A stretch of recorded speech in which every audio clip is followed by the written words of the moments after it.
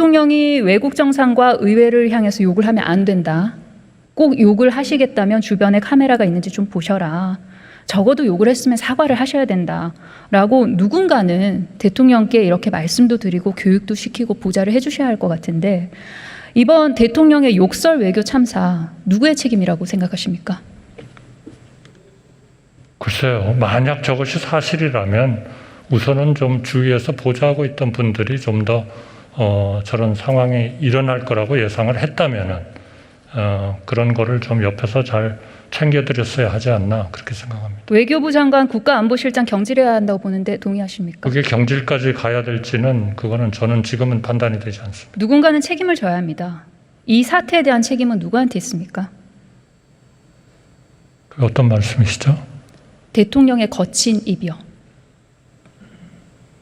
글쎄요. 지금 뭐 의원님께서도 말씀을 하셨지만 저런 것들이 사실이라면 그런 일들이 있는 것보다는 없는 게 훨씬 낫지 않겠습니까? 그러니까 주위에서 대통령을 보좌하는 분들이 좀 보좌를 할 수 있다. 저는 그렇게 생각합니다. 총리 본인께서 책임지실 생각은 없으십니까? 저는 전혀 없습니다.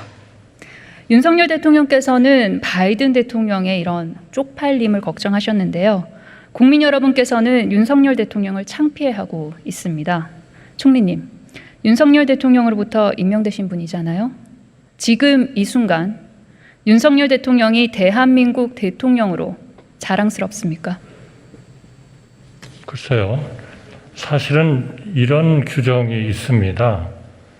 국회 본회의의 답변은 적어도 1일 전에는 질문하실 의원님들이 요지를 좀 주시거나 질문을 주시도록 되어 있습니다. 만약에 이렇게 정해지지 않은 거를 국민들이 전부 다 보고 있는 데서 계속 예상치 않고 미리 주시지도 않은 질문을 하신다면은 저로서도 좀 시간을 가지고 충분히 생각을 해서 답변을 드리겠습니다. 이렇게 말씀을 드릴 수밖에 없을지 모르겠습니다. 그러니까 예상하지도 않은 저한테 묻겠다는 의사를 밝히지도 않은 질문은 저는 필요한 최소한의 범위로 그쳐야 된다 생각합니다. 똑같은 질문을 지금 두 번째 해주고 계시는 겁니다. 그래서 다시 한번 의원님께서 허용해 주시면 제가 생각을 해보고 다시 한번 천천히 답변을 드리겠습니다. 지금 이 순간 윤석열 대통령이 대한민국의 대통령으로서 자랑스러우십니까? 저는 지금 의원님께서 단정하신 저 문제를 저는 인정을 하지 않습니다. 대통령의 욕설 논란을 보면서 윤석열 대통령의 인간관이 아주 심플하다는 생각을 하게 됐습니다. 윤석열 대통령께는 국적도 인종도 여야도 없습니다. 윤핵관 아니면 이땡땡입니다. 이 이분법적 인간관을 부디 우리 국민 여러분께는 적용하지 않기를 바랍니다. 지금 미국과의 관계만 문제는 아닙니다.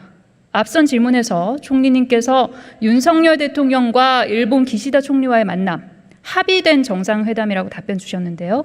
그 생각 변함 없으십니까? 합의하지 않으셨으면 만나셨을 리가 없죠. 어제의 날짜 기사죠. 일본 측에서 우리 정부가 한일 정상회담이라고 먼저 발표하는 바람에 동시 발표 관례를 깼다며 기시다 총리가 만나지 말자라는 반응까지 보였다는 보도가 있었습니다.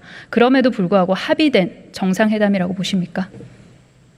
이런 지극히 중요한 외교적인 행사를 신문에 났으니까 이것이 사실이 아니냐, 진실 아니냐, 그런 것은 저는 그거는 더더군다나 그런 질의 요지를 전혀 주시지도 않은 여기에서 새로이 하시는 질문에 대해서 그렇게 신문에 난 거를 물으신다면 신문에 난 것을 물으신다면 일본 측에서는 저는 시간을 가지고 천천히 생각을 해서 답변을 드리겠습니다. 총리님, 정상회담과 간담회 차이는 무엇입니까?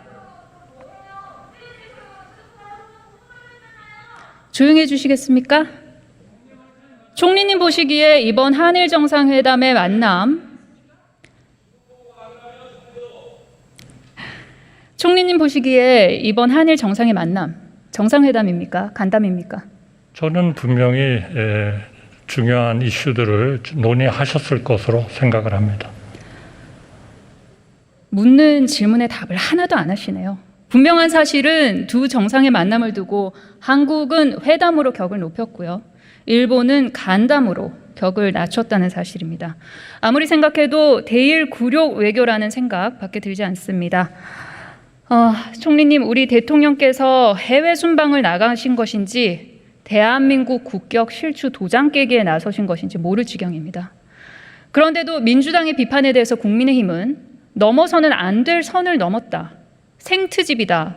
최소한의 품격을 지켜라 라고 말했습니다. 영국에서는 지각으로 조문 실패했고요. 미국에서는 욕설 논란, 일본과는 굴욕 외교. 선을 넘은 사람은, 최소한의 품격도 지키지 못한 사람은 바로 윤석열 대통령입니다. 외교 참사에 대한 이제까지의 모든 비판에 대해서 지나친 비판이라고 보십니까? 아니면 수용하십니까?